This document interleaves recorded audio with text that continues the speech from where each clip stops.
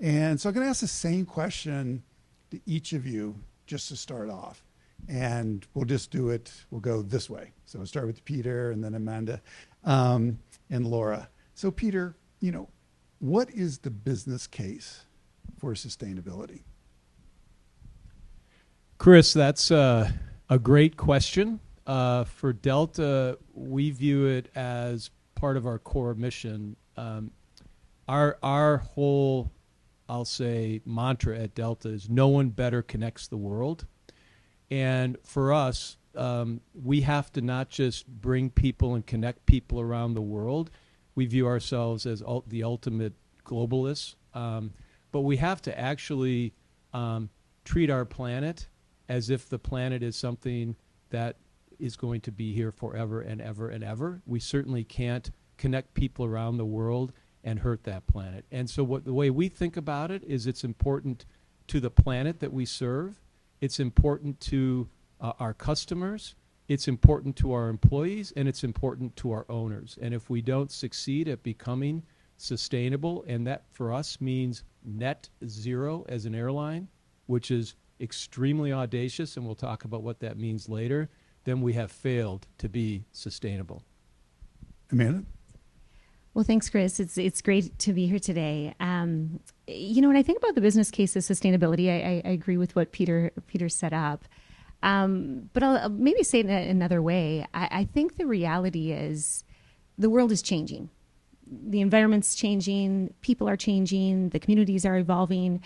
And I think the reality is being able to build a business model that can adapt, that can put people at the center, that can acknowledge that health is dependent on your community and your environment, is really going to be set up for success. And so I do think as we were thinking about sustainability, we knew we're always better if we get in our front feet. We're always better if we actually identify what matters most to our communities, to our guests, to our team members, put a position out there and start to really see the future. Many times I say, sustainability helps future-proof your business. It helps you kind of see ahead. We're almost forecasters in a way to be able to really make sure your business can adapt, thrive, and be relevant and beloved as times change. Laura? Thanks, Chris, and thanks, everyone. I would say on the business case, really it comes down to, as a company, defining and getting at the purpose of your company.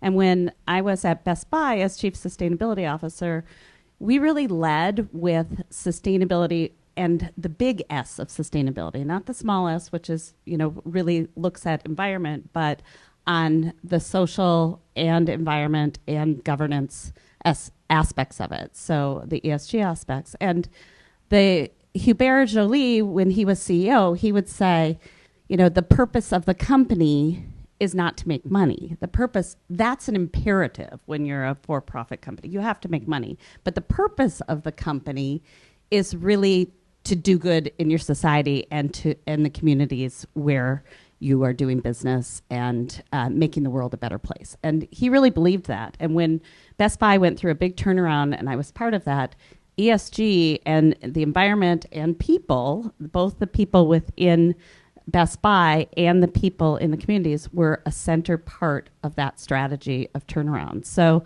you made it a business case because you needed your employees, you needed the communities, you saw the changing environment, and you needed to build a resilient supply chain, which meant you weren't going to do business in companies with suppliers that were not meeting your code of ethics, but also not sustainable.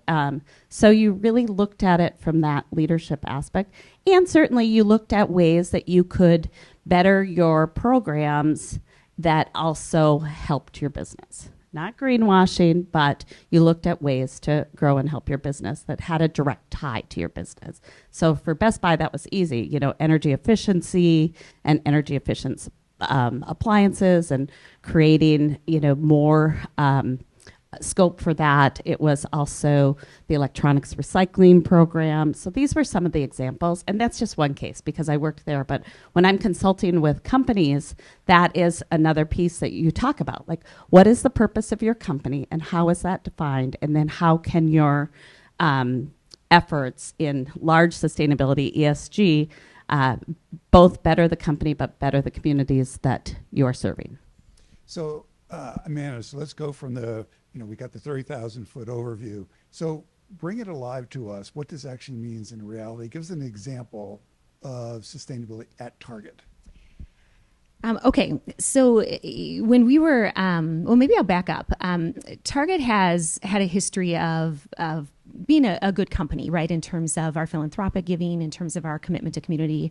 As a matter of fact, it was over 100 years ago. I think most of you may know that Target started as Dayton's, right, and evolved into other businesses, and so that was in place.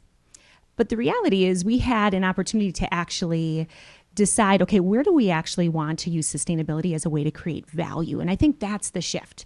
It's one thing to address compliance and to kind of be reactive. It's another to say, hey, we believe if we actually identify what matters most, we believe that that actually can create value. It can create growth. It can create revenue, and it'll have a positive impact. And so what we did is we created Target Forward as a total company. We have 3 very specific ambitions. One is to design and elevate sustainable brands, and it's imperative that they are affordable and sustainable. And I say that because many times that is one of the dilemmas. Sustainability is not affordable for many. It's exclusive. And so we have to believe that Target's Target, right? And we've democratized design and affordable, but how do you do that and continue to really build sustainability as that imperative? So we have a whole body of work on really being that market leader of making sustainable living affordable. Second one is all around innovate to eliminate waste. So that's where we have our net zero goal and our zero waste. And then the third one is around creating opportunity and equity for our team and our community. And so what you see is it's very holistic. It puts people at the center. It does intertwine environmental and social, because the reality is the work you do to reduce emissions in the environment absolutely has an impact on people. The work you do with people absolutely impacts, the communities in which they operate. So there was a real commitment to put the whole, really organization to work. So then everybody could have a goal that they tether to, understand the activities, the prioritization, how we sequence the work, and start to really do what you have to do in this space, which is take a really big model and make it better, while you transform the model into something that becomes even more relevant in the future. And Peter, I don't know if you want to talk about net zero, but give us an example of what sustainability means in a practical sense at Delta. Absolutely. So it won't surprise anybody here that the vast majority, 90% plus of our carbon footprint is jet fuel. And so what that means for Delta Airlines, and by the way, the physics don't support an electric aircraft for long-haul flying. So that's, maybe 1,000, 100, 500 years away. It's not in our lifetime. So what that means for us is at Delta, we're focused on 3 things. One is how we fly. Just like how you drive your automobiles can impact your fuel efficiency, how you fly, your flight path can impact your fuel efficiency. We are also extremely focused on what we're flying. We are upgrading our aircraft to next generation aircraft, which are 20% more fuel efficient. You'll see that you'll hopefully experience that if you travel on Delta, because, for example, the Airbus A321neos, the A220, they're brand new aircraft, they're composite, they're quiet, and they're extremely fuel efficient. But then third, it's how we fuel our aircraft, and that's all about sustainable aviation fuel. And we're going to talk more later about some of the things we're doing in order to really create an industry that doesn't exist today around sustainable aviation fuel. And Laura, one of the things that's controversial in this whole area is how do you measure what is going on? Is this really sustainable? Is it not sustainable? And to what extent? And I know that you do a lot of work with measurement and data. Yes, thank you.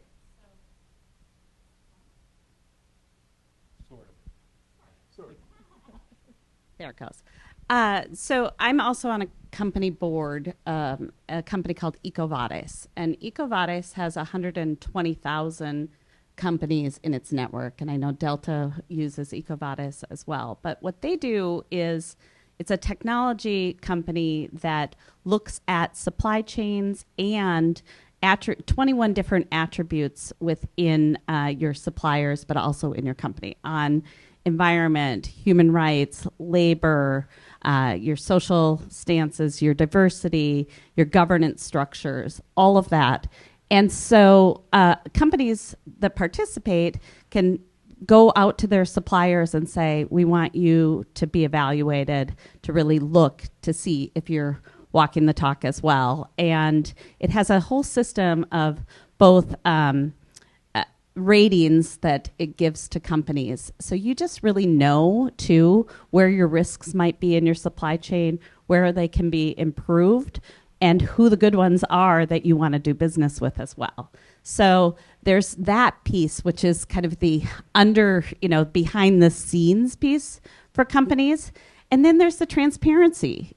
What you do in your reporting and your measurement, there are all kinds of systems that are out there that companies use to report on both their emissions, but also beyond their emissions. And whether it's a framework called like GRI has been around for a long time, and different pieces that are there that are all coming together, because there's probably like 5-6 different reporting frameworks right now that companies are looking at, many that are doing all 5.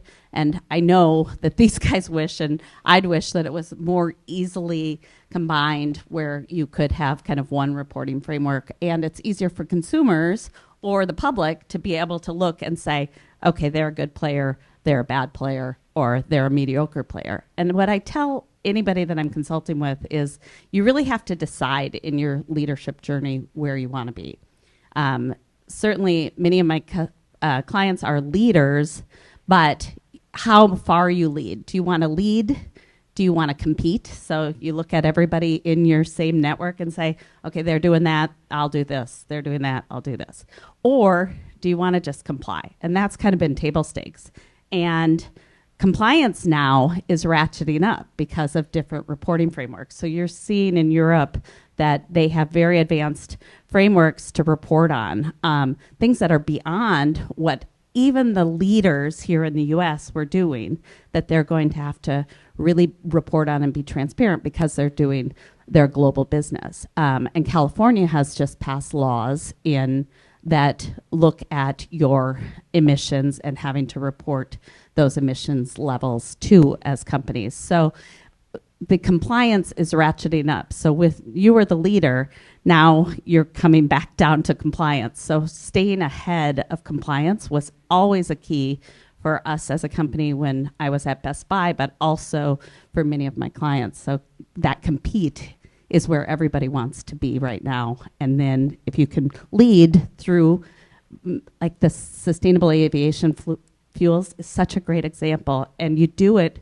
too with your other partners in the aviation space so that you can get a lot of great innovation and ideas that are out there and figure out how you can do things as a consortium as well.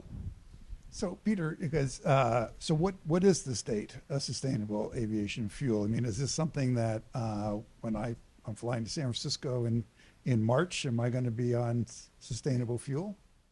So right now, all of the sustainable aviation fuel in the entire world would fuel Delta Airlines for part of a day. So there just isn't enough that exists today, unfortunately. And I'll tell you, for us, we view that as a massive opportunity because sustainable aviation fuel has a huge benefit. One is it's low carbon. It can also become net zero. So our goal as an industry and at Delta is to be net zero by 2050. Massive, audacious aspiration for us. The way we're going to make that happen is through developing a true sustainable aviation fuel industry where there is a supply available, not just for Delta, but for the entire global aviation industry. What I am very excited about, and we're in Minnesota, in Minneapolis, and Peter is still here. Good, Peter. Under Peter's leadership, Greater MSP has convened and helped sponsor something called the Minnesota SAF Hub. This is the really unique and I think will serve as a pilot, not just for this country, but for the world, because what the SAF hub is doing, the Sustainable Aviation Fuel Hub is doing, is it's bringing the entire value chain together. So this includes capital providers like Bank of America, because we need trillions, certainly billions of dollars of investment in this industry.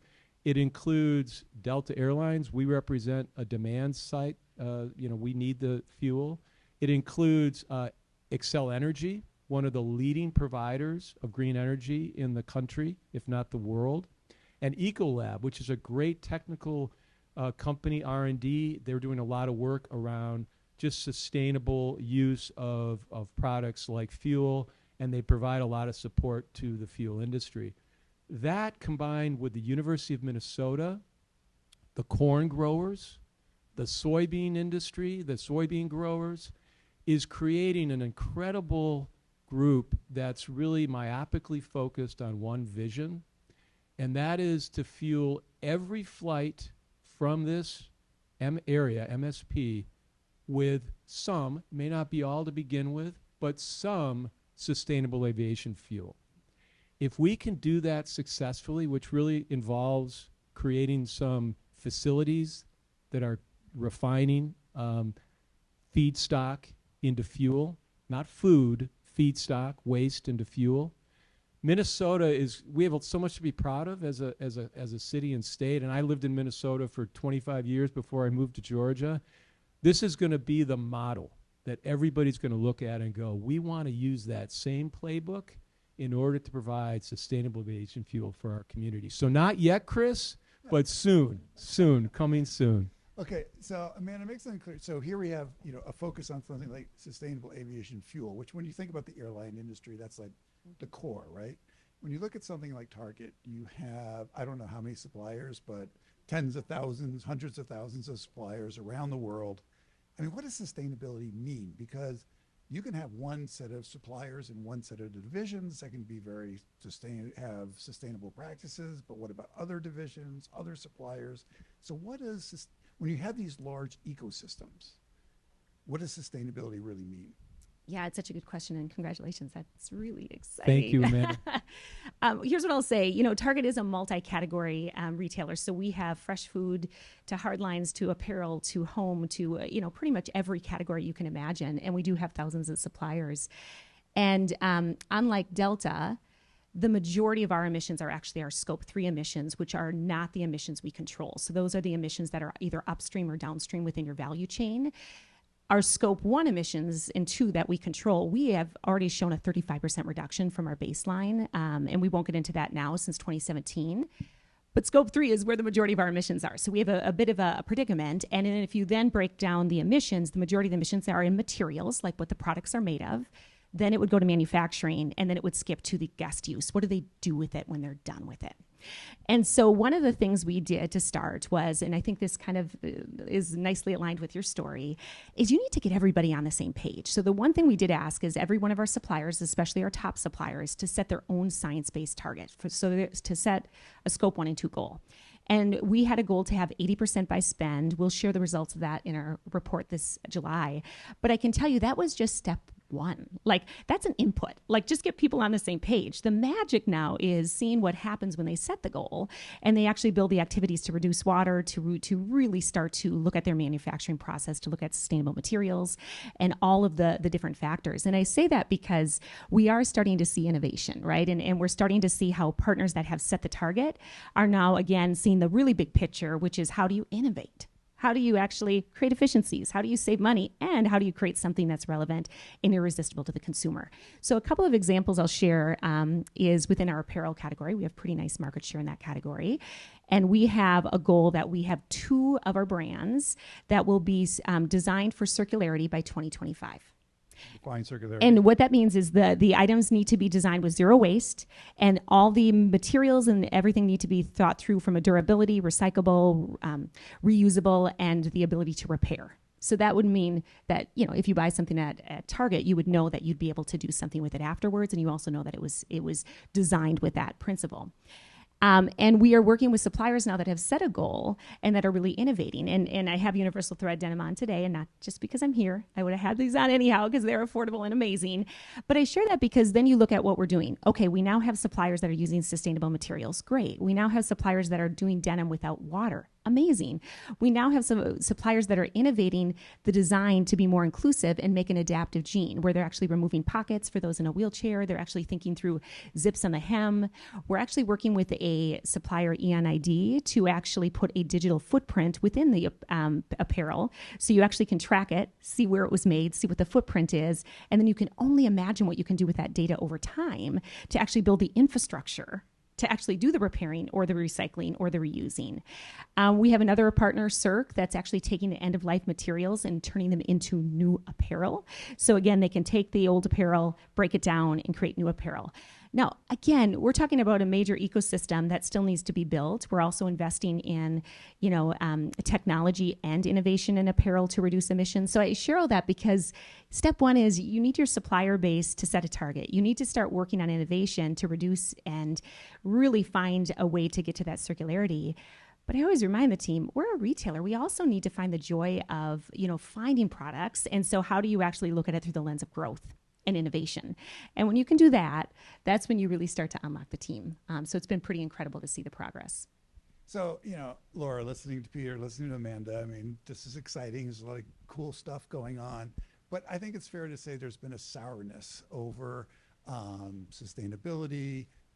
There's a lot of concerns recently about greenwashing, investors in ESG companies realizing that, hey, I didn't realize I'm being invested in these companies, and there's some backlash in some parts of the world. Go on. So there's a number of different points where this whole conversation has come under scrutiny in the past year. Yeah. And so, how do you react to that? What do you think about that? Well, so most of my career has been at that intersection of government, corporations, and environment. And we're seeing, like 25 years I've been working kind of at that intersection. We are seeing changes. And always in a political year, it's going to, raise even further and higher the energy around this. But you're seeing it on both sides. So it's not just anti-ESG, it's also that you're not doing enough. So you're getting it really as a company especially, and as major brands that are consumer brands, those are really in that crosshairs. What I'm seeing is companies aren't necessarily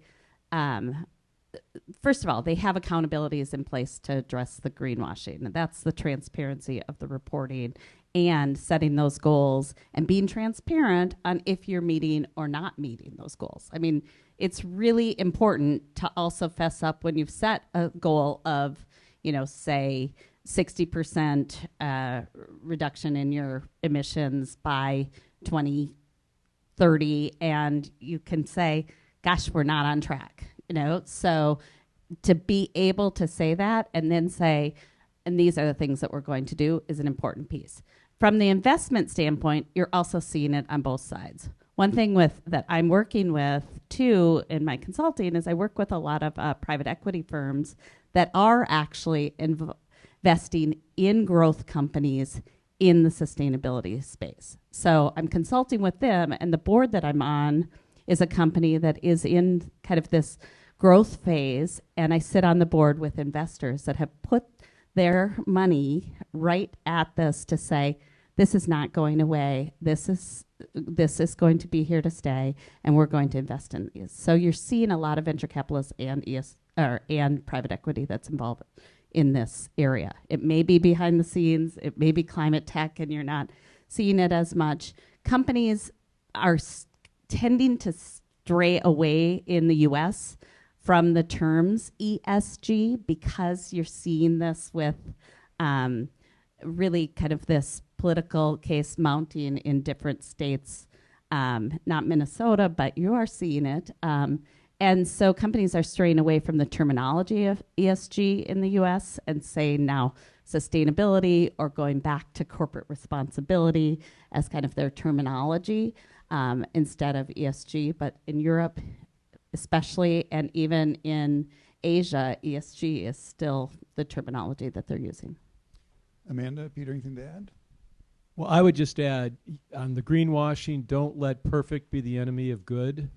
And at Delta, we were sued in the Central District of California in federal court. And the allegation was that when you were offsetting carbon, because we used to buy carbon offsets, basically it was an anti-offset case. And it was trying to make a point that offsets aren't for real. Well, you know, at some level, we're doing our best. That was what was available. We bought the platinum offsets, which were on the market. And I'm sure the case will get dismissed at some point down the route. But again, you can't let perfect be the enemy of good. And on ESG, I actually have a totally different view of that, which is, yes, in Washington, you'll hear, and I don't want to pick on anybody, but let's say, you know, the Ted Cruzes of the world say, you know, I can't believe woke corporations are focused on ESG kind of things. The truth is, we don't hear that from our investors. When we have our stewardship calls, which I participate in with our top 10 investors, these are the Fidelity and Vanguard and BlackRocks of the world, always, it's not the last question they ask, it's the first question they ask. They're very interested in, how are you doing? What are your benchmarks? Where are the milestones? Are you going to get there? They really care. The other thing I'd say on that front is that when you think about ESG, right? E is all about sustainability, which you've heard all of us talk about how important that is. You have to have a sustainable business or you will fail. When you think about S is about being a responsible corporate citizen, which is also about investing in the communities where you live and work. That's important to your employees. It's important to your customers. So S is a basic. We've been doing S. Target's been doing it forever. Delta's been doing it forever. Whether it's involved, you know, whether it's the United Way, whatever it is, you're involved in the communities. You have to. And G is about shareholders. So why would you shy away from the E, the S, or the G? So I think it's an opportunity for companies to really stick with the commitments they've made. We certainly feel that way at Delta, and we will do so. Yeah, maybe the thing I would add is, I think what's most important is that you can describe your why. Why are you doing this? Why is it important? And who's it important to? And I do think just that commitment to say, okay, yeah, we have a sustainability strategy. Here were the data, the insights, the experts that kind of weighed in. Here's why we're doing it. Here's how we're going to measure it. And here's how we're going to report on it. And just acknowledge that, again, you know, the world is changing. There's less and less dispute that climate change is happening. It's unpredictable. It's going to be even more unpredictable. And when you think about your supply chain and the people that you work with, getting ahead of building resiliency, of thinking about how you're going to perform and continue to, you know, add value in the future is just really good business. Our shoppers are even 30% more likely to be seeking out sustainable products because they actually are looking for that. And again, it depends on what, right? We find that they're most interested in things on their body, what they eat. Apparel is another category that's interesting to them. So I think you just need to keep getting the right insights, the right data, stay relentlessly focused, and be ready to describe the business value. Yeah, I'll just add on that to my point earlier. It's not that companies are moving away from it. They're sticking with it.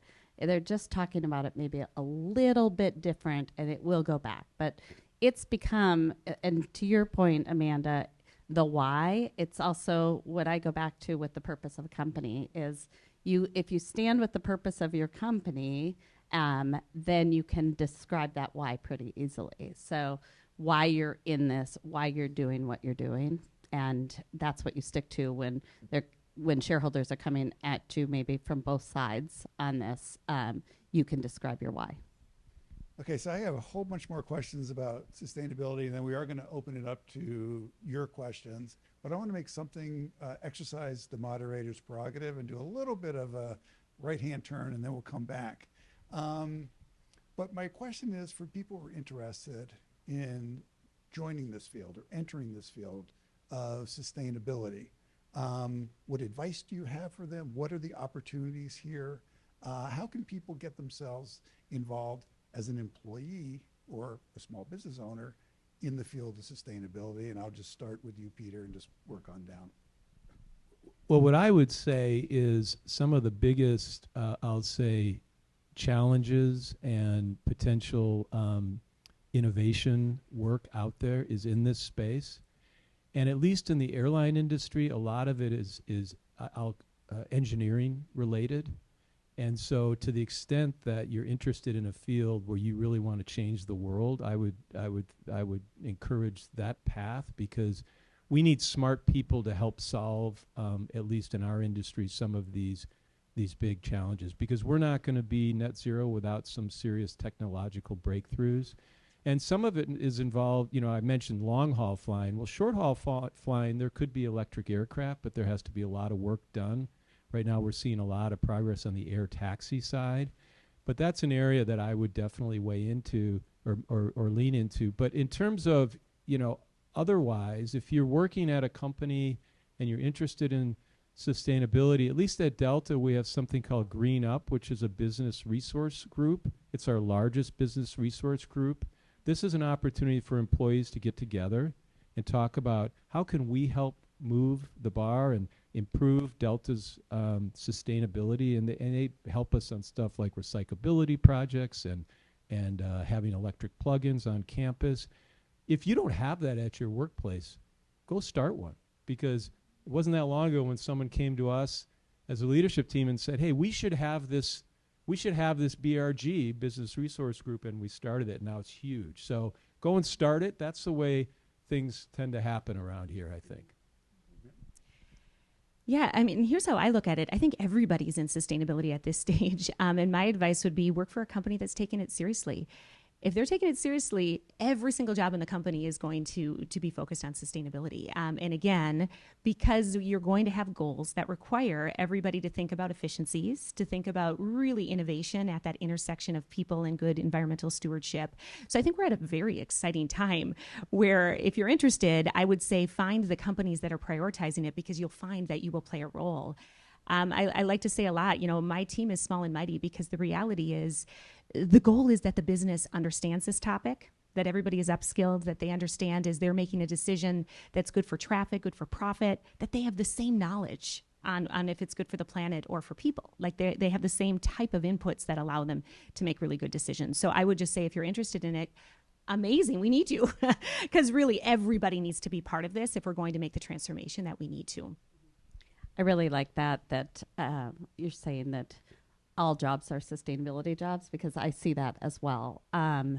Certainly, early at Best Buy when I was there, it really started the ground up with a grassroots of employees that were saying, we need a corporate responsibility team, we need a report, all of that came from the ground up. So I started there in 2003, and that was not being reported on, nothing was happening. But by about 2007, we had our first corporate responsibility report. We were starting to do a baseline on emissions, and it was really started from the ground up by employees.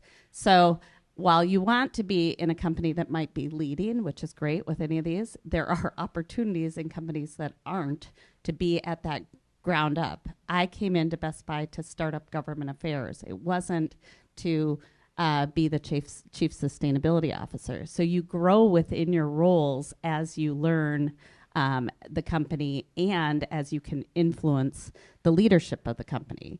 And one thing that when I'm consulting and I tell every company is, and I ask is, do you have a sustainability council set up or an ESG council set up? And if you don't, then that would be one of the first pieces of, starting on your ESG journey, is making certain that you have somebody from your supply chain, from your emissions, from your fleet, from operations, all around the same table, from your HR, all around the same table, because your sustainability team likely will be 1 to 2 people in the beginning and not that large of a team. So you need the leadership buy-in. And so we always ask that the executives, whoever the executive team is, to appoint one person from that executive team, from their teams, to be on a sustainability council so that you can discuss the different strategies, put together your goals together, and move forward. So I'd say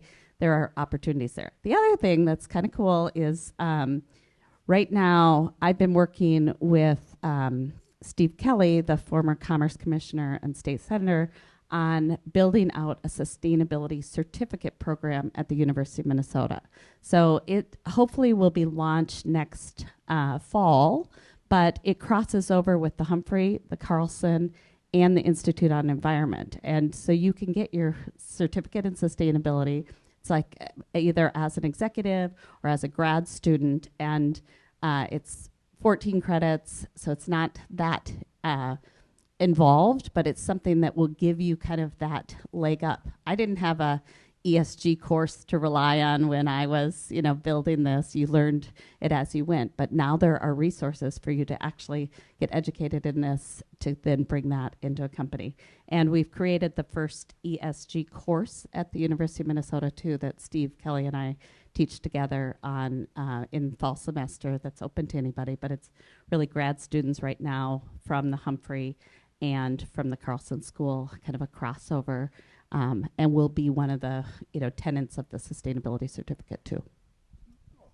Amanda, in your experience, Target company sets targets, no pun intended, when it comes to sustainability.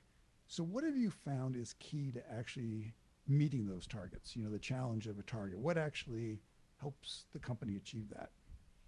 Yeah, I mean, this is where it gets maybe a little geeky, but I think it does need to be built in terms of the governance and the oversight and kind of the structure. And so what I'll share with you is when we set our science-based target, what was really important is that we built an enterprise roadmap. So that meant everybody from the company that has a role in it, we're going to make sure they're represented, and it's going to be built with the business. It takes a little longer. It'd be faster to just build it ourselves, but what we knew is that if we built it ourselves, it wouldn't be owned, and it wouldn't have the expertise from that area. I share a lot with my team. If you're in this space, you need to have some empathy for the business and really have some respect for what challenges they're trying to, solve. And you need to be a change agent, right, of being able to show that ability to listen, learn, and iterate. But I would say for us, it was really important that we built those roadmaps together. And then once we had the roadmaps, you had a prioritized body of activities, investments, and then always the chance to come together through our governance structure to understand what's working. Should we keep moving? Should we pilot? Should we kill it? Should we scale it? Should we adapt it? And then to keep moving. Because the reality is, there isn't a playbook to get a $110 billion retail to net zero, right? We're doing something that hasn't been done before. We're calling for innovation. We're asking to partner. The strategy is built for partnership, and that includes internally for the business to really, really own it and work with us. And so I will say that has been a real key. We present to the board 4 times. Every single time they meet, there is a update on our performance. And then we go deeper 4 times a year on our scorecard, as well as bringing in the business to showcase the examples of integration. So, really, when I look at last year and think about the business leaders that joined me in the boardroom, they have real examples of how they were able to integrate it, what the challenges were, but also what the success was in terms of creating that value.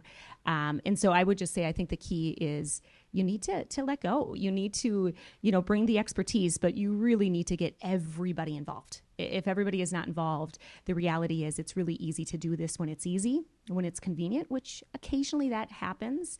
But the low-hanging fruit usually gets done pretty quickly, and then you're into those more really hard strategic trade-off conversations, and that just requires buy-in from across the organization. And Peter, I'm going to ask you the same question, but just I'd like to open it up for questions, and I believe there is a microphone. So grab the attention of, I apologize, I forget your name, Lily. Grab Lily's attention, and she will bring a microphone. But Peter, same question, what in your experience about the key to meeting these targets? Yeah, so Amanda, I think your description of how you do it at Target, it's very similar to how we do things at Delta. And the only other thing I would add is that it's critical that you cascade these goals into the organization, into the front lines, through, I'll say, almost monthly KPIs. And I'll give you an example. One of the ways we can burn more fuel than we would like is when you land in an airport.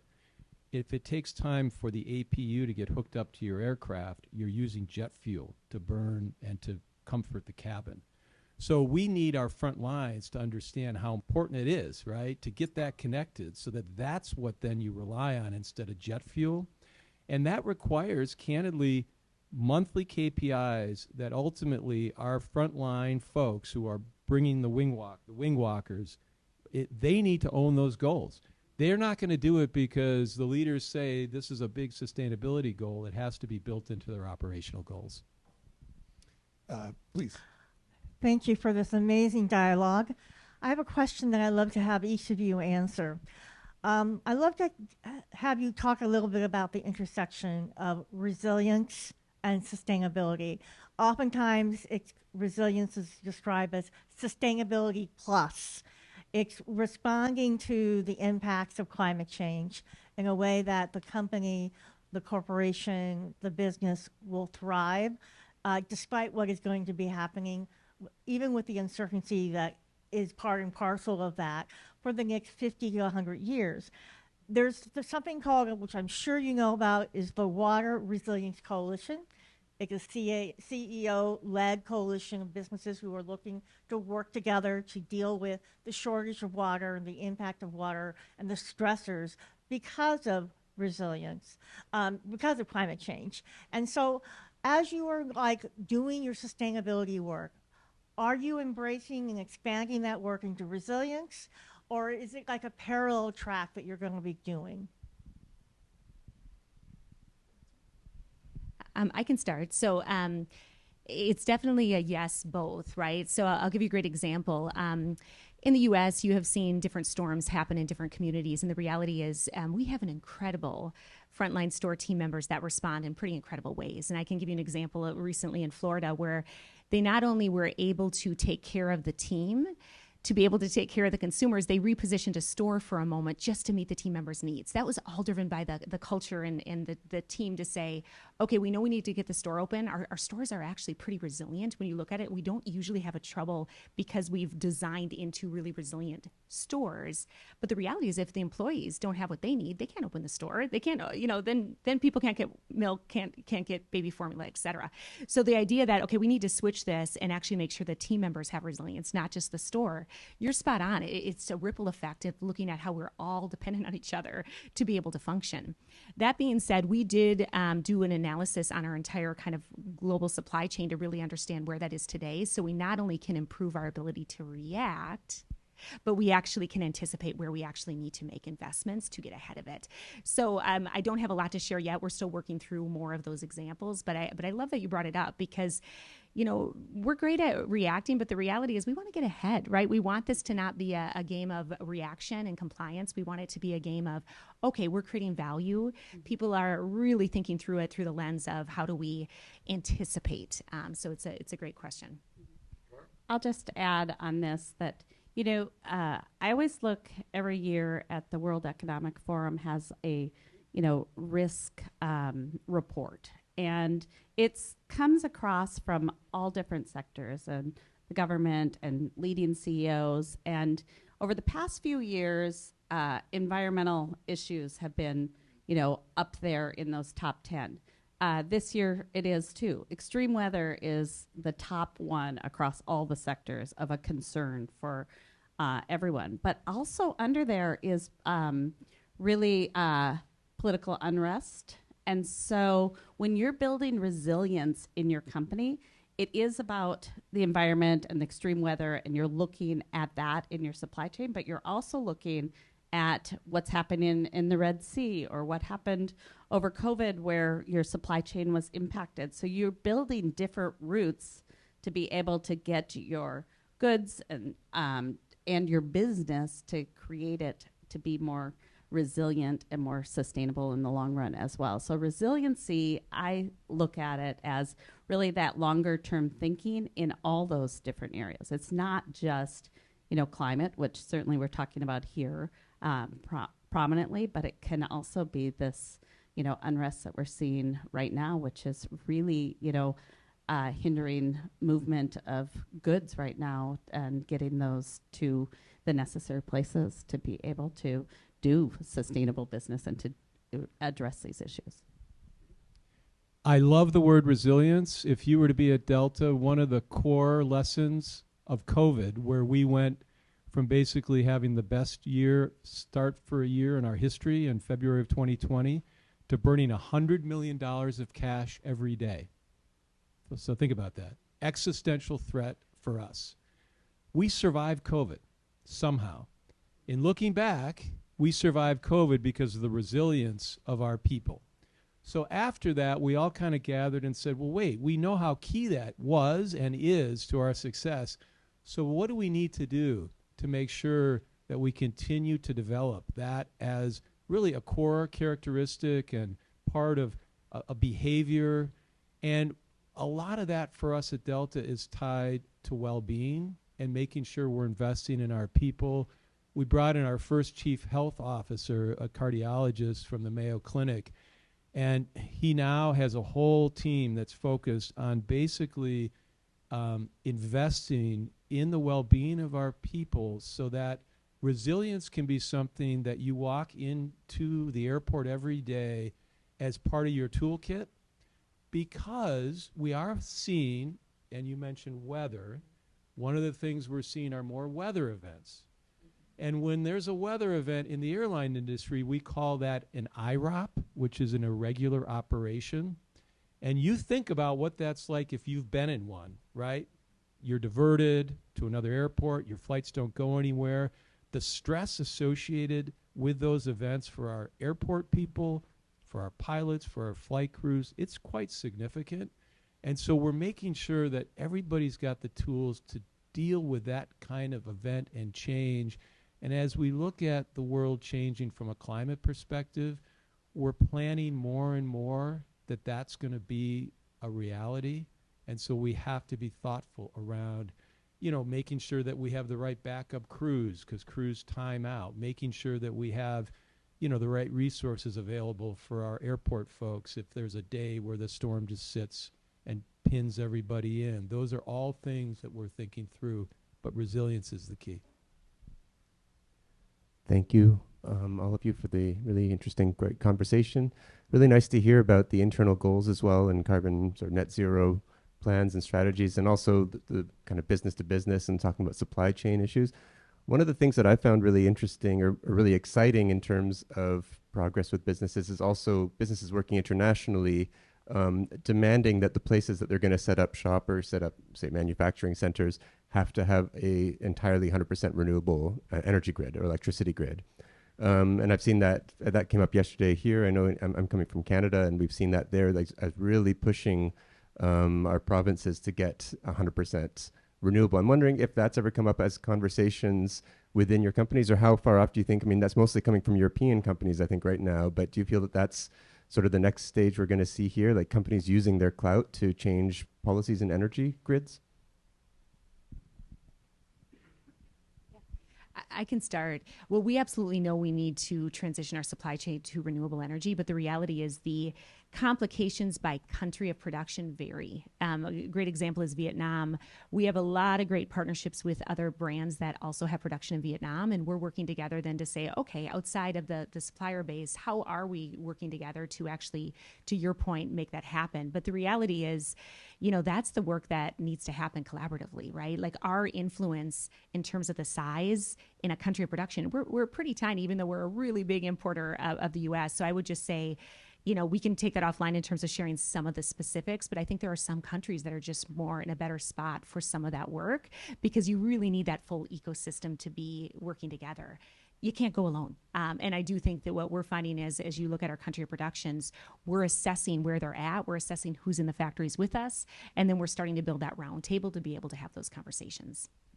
I'll just add to that, you know, I know you had a government panel yesterday here, which is great, and the 100% renewable that passed here in Minnesota and that we've seen in other states. I mean, that's a real great start. But greening the grid is a really important aspect, and furthering the grid, not just here in the U.S., but everywhere. So when you're doing business like companies like Best Buy, where your main production might be China or Taiwan or other Asian company or countries. I mean, really, you look at your suppliers and what they're doing and who else they might be working with to kind of influence that change. But again, they need to start working on greening the grid. So you can put solar and you can do these aspects of renewable energy, but you really want to push them to have the capacity on the grid as well to bring those on board. So, and I would just add that I always think it's important to look at some of the good things out there when it comes to climate and activities, because we have to have hope. There is a transition going around the world around airports and transitioning to more green airports. It's more advanced in Europe and the U.S. than it is in Latin America, but it's happening. And you see it through both coming off the grid. I mean, we have solar panels out here at MSP. That's an example. But also the electrification of ground service equipment. That's happening all around the world as we speak. And it's pretty exciting. And because they're living in the same world we are, and they see the importance of really being a part of a net zero future. I love that. The airline industry is a great one for that, as well as hospitality. You're seeing more and more where, your hotels especially are owned, and you can look at your usage, but also the energy that you're relying on there. So I think the hospitality and the airline industries are really good examples of how they're furthering that. It's harder in the consumer goods area, but certainly we're seeing that in those two sectors. So, toward the end of our time, I'm going to ask you, Amanda. Can Peter hear me okay? Oh, here we go. All right, there we go. So we're getting near the end of our time, and I'm going to start with you, Amanda. In a time frame of 1 to 5 years, so within a realistic time frame, what is happening in this area of climate, companies, sustainability that excites you? I mean, what should we be following? What should we be watching that you think actually is going to make a difference? Well, I would start with partners. I always do that because they are the ones that inspire me. I mean, anytime you're looking at your goal and you're like, how are we going to do this? Just go spend time with your partners and you'll start to find some breakthroughs and some moments. But I think I'm going to pivot, knowing we talked a lot about partners, and say I think it's conversations like this. I've been in this space for many years, different roles. I was in our sourcing area living in Hong Kong. I was running a P&L and building brands and merch. And I feel like for the first time, and I'll talk about even in Climate Week, you have people really talking about real challenges. And you have people actually showing where they're falling short, where they're having to pivot, where they have new information that's saying, this actually didn't work. I think of the one that Lego brought up when they were working at their recycled plastic. And I thought that was really inspiring. I don't think that would have happened before. I think there was a little bit of fear that if you start to show that transparency, all you're going to hear is the critics, right? Of, hey, you didn't do it. And I feel like what gives me hope is I feel like you have more and more people that have shared goals. I mean, net zero, Delta, amazing, right? You have a comfort level of people starting to be more transparent where the real challenges are. And you have a lot of people that want to innovate and want to work. So, part of why I'm so excited and want to congratulate the Great Northern is I think Minnesota is a leader in this space. Look at the companies that are really leading the way and think about how we can create moments like this, like a hub where you're sharing blueprints, sharing what's working, what's not. Imagine that in all the cities in the US. Like, it becomes really exciting, right? Like, we need each other. So I would just say, really for me, what gives me inspiration is moments like this, where we talk about what's working, what's hard, what's easy, where we're willing to share. We're still competitors. I work a lot with my competitors on certain things. You got to be clear where it's proprietary and where it's not. But there's such a big runway to collaborate. And I'm really proud of the companies that are getting up every day and really being vulnerable and being comfortable talking about what's working and what's not. Laura? I'm really excited about the historic investments that we've seen from governments right now. I mean, honestly, a lot of the partnerships that we're talking about can't happen without some of the incentives that we're seeing either at the state level or at the federal level. And Tina Smith, our great senator, led a lot of that effort on the federal level. So you're getting investments that are coming down into the states, into the into companies, into local governments, and you're seeing new tech emerge and climate tech. And these aren't just short-term investments. These are investments more for the long term. So I think it's very exciting to see kind of what could be coming next and what those challenges are, and incentivizing both our companies to do great things. This is a carrot, not a stick, which is exciting, as well as incentivizing consumers to change some of their behaviors. So whether it's electric vehicles or e-bikes or organics recycling, and the investments that we're seeing in our local governments, that they're making investments in their waste as well as their transportation systems. I just think things are starting to really change because people are working in partnership right now with our government too. And Peter, this 1 to 5 year time horizon.